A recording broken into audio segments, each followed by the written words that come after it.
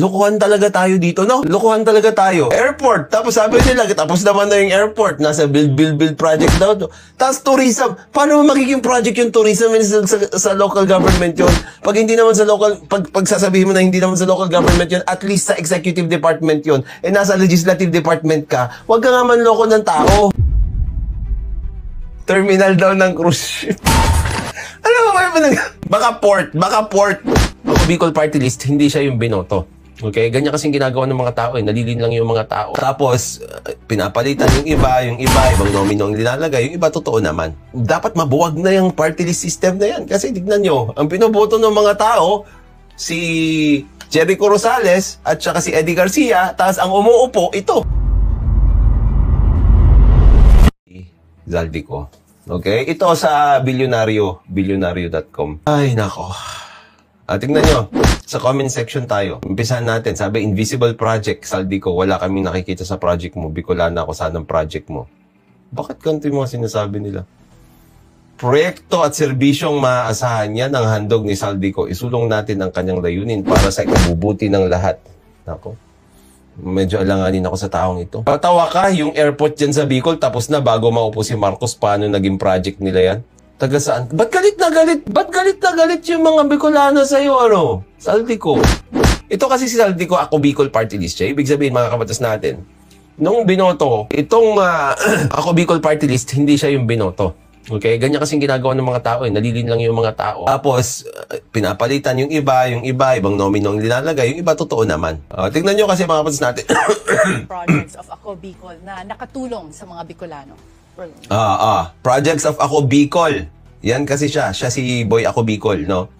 Projects of Ako Bicol na nakatulong sa mga Bicolano. Muna na siya ng international airport. Then, international airport. Pero sinabi nila tapos na daw bago pa maupo si Marcos. Sabi nila dito, airport daw, under build. Inangkin, ha. Bakit galit na galit nyo sa yung mga tao, Zaldico? Pati kay, kay Congressman Martin Romualdez. Nung yung usapan pa nila ni, babasahin din natin yung mga, mga usapan din doon kay Mayor Magalong sa bilyonaryo, no? Walang naniniwala sa kanya. Ewan ko, no? Bakit kaya may mga gantong tao, tourism.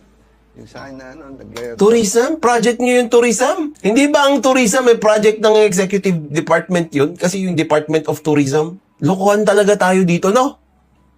Lokohan talaga tayo. Airport. Tapos sabi nila, tapos naman na yung airport. Nasa build project daw. Tapos tourism. Paano magiging project yung tourism sa local government yun? Pag hindi naman sa local, pag sasabihin mo na hindi naman sa local government yun, at least sa executive department yun, eh nasa legislative department ka, huwag ka nga manloko ng tao. Oh my goodness. Legislative na pala ang tourism. Ewan ko ba dito sa taong ito? Department of Tourism ba? Legislative yun? Goodness. Then, tourism. Oh. Sa akin na nag-layout sa tourism, then cruise ship. Bakit ganun? Ano sabi niya? International airport. Then, tourism. Yung sa akin na nag-layout sa tourism, then cruise ship. Nag-layout sa tourism. Ano sabi nito? Tapos, tignan niyo pang huli. Nag-layout sa tourism, then cruise ship. Cruise ship. Cruise ship. Kontratista yan, attorney. Yun ang problema kasi pag kontratista talaga, conflict of interest agad yan.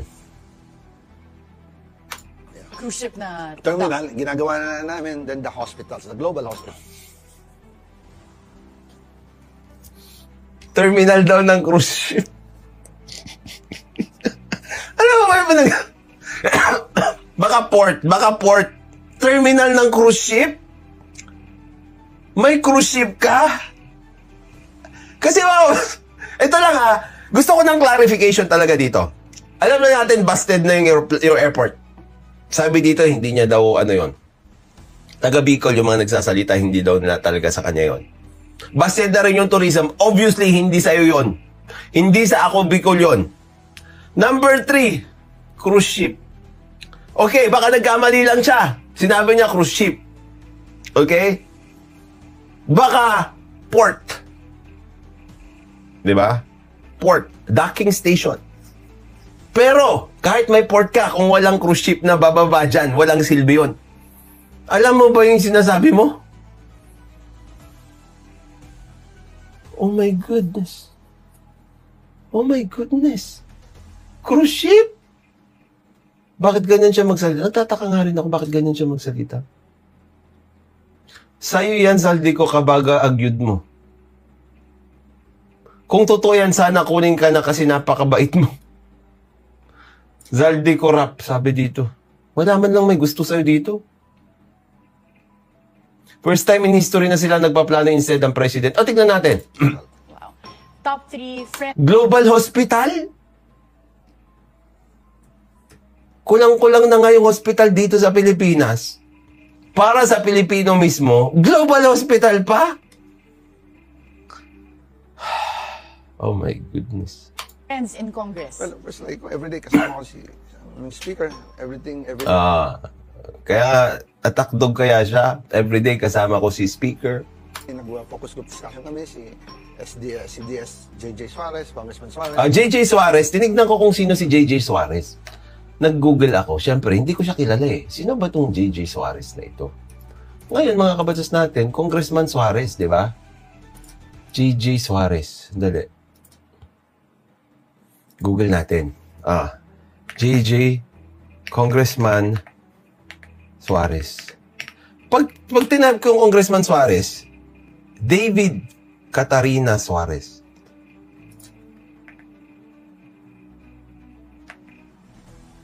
David,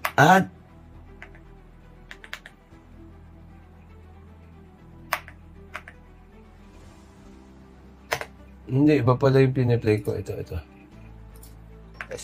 Everyday nag-focus group discussion kami si CDS JJ Suarez, Congressman. JJ Suarez.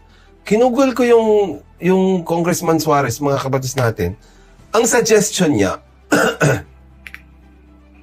share ko sa inyo yan.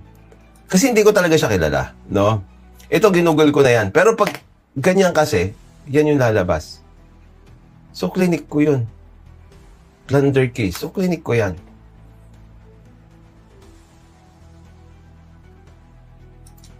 So, nakasuhan siya. 56 million. Doon tayo sa Facebook para may comments. Quezon Representative Suarez was charged with a graft complaint before the Office of the Ombudsman over alleged unrequited cash advances totaling 56.143 million from 2013 to 2018. Don't worry, the idiots will still elect him back into office. Hindi aasenso ang Pilipinas dahil sa mga corrupt na ito. What a dynasty can do. 4 years ago ito, political dynasty in a province region can control the budget favorable to the sitting dynasty which can juggle the funds in their favor. Ang lalabas yan, kontrolado nila probinsya region. Kung ano ang gusto nila ay mangyayari. That's why we need to end political dynasty and there should be a law not to allow political dynasty in a province, region, city, municipality. It's very dangerous. 4 years ago yan. Pandemic times.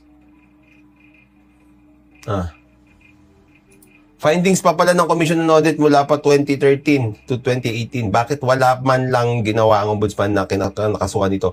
Bakit hindi kumibo ang COA ng maraming taon na pala ang kanilang nabisto? Mabuti na lang pala may mga concerned citizens ang umaksyon. Imbestigahan sana ito ng Senado. Bakit may mga natutulog sa pansitan? Diba? Grabe, no? Grabe. Oh. Siya yan, di ba? Balikan natin siya. Mga best friend niya talaga, no? Birds of the same feather.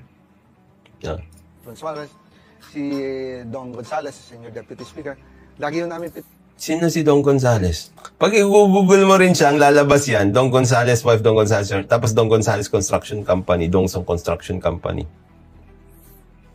Don Gonzales case. Meron din case. Pampanga lawmaker. Dikes and drains. Billions of pesos are spent on flood control projects such as dikes and drain systems in flood-prone Pampanga province. At least 3 of these projects have been cited in a graft complaint against Pampanga Representative Aurelio Gonzales Jr. after his family-owned company bagged early this year contracts for 3 projects worth. Ay, nako.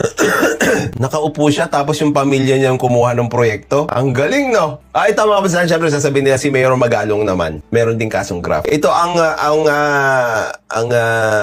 aking pakiusap sa inyo, no? Doon sa mga nagsasabi may kasong graft si Mayor Magalong. Tignan nyo kung ano yung mga kinasong graft sa kanya. tignan nyo kung ano, ni hindi man lang niya kasalanan yung mga nandudoon. Okay, bibigyan ko kayo ng isang hint. Dalawa yung meron ngayon eh. Yung isang hint, mga kabatas natin, no? Kinasuhan siya ng graft kasi nga, tinerminate niya yung kontrata ng isang kontraktor dahil may slippage at ito ay substandard. Ang ginawa niya, hindi niya binayaran, binalik niya yung pera. Kinasuhan siya dun. Yung isa naman, sobrang technical eh. Pero, mga kabatas natin, wala rin siyang kinalaman. Anyway, siguro pag ayoko kasing ako unang naglalabas ng mga ganyan eh. Pero ito mga kabatas natin, totoo man no, wala na may graph dito mga kabatas natin. Yung punto na lang na na-award yung proyekto doon sa pamilya niya. Sa family-owned company niya, mga kabatas natin, conflict of interest na, paglabag na agad yan doon sa ethical standards ng mga politiko, ng mga public servants. Tulad ng sinabi ko mga kabatas natin, no, kuha kayo ng kopya nung kinaso laban kay Mayor Magalong. Kumuha ka ng kopya, makukuha naman kayo eh. Alam ko yung mga kalaban nyo may kopya na yon. Bakit ayaw nyong ilabas kung ano yung dahilan kung bakit siya nakasuhan? Alam nyo naman na may kaso siya, di ba? Ilabas nyo yung dahilan. This is your chance. This is your chance. Kaya nga linabas ko ito, di ba? Kaya tinitignan ko yung case niya. This is your chance para ilabas yung kaso na yon.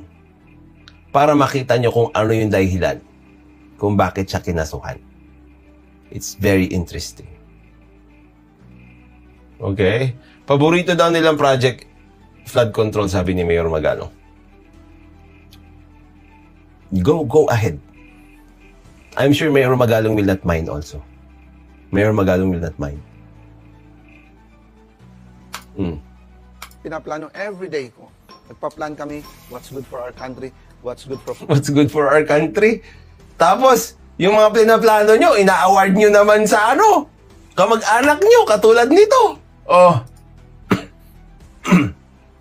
Family-owned company, bag early this year.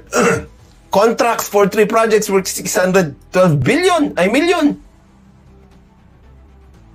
Yun ang pinaplano nyo, ina-award nyo sa mga pamilya nyo. Yung mga makakabuti sa Pilipinas.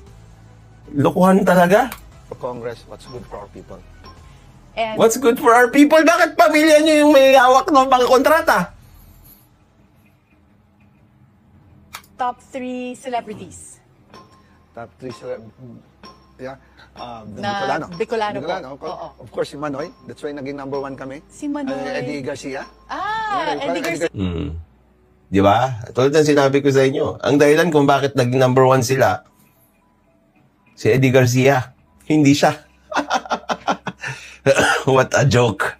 What a joke. Bicolano pala, okay. Eddie Garcia. Now, si Jericho. Jericho Rosales. Endorser namin, no? Sabi ko sa inyo eh.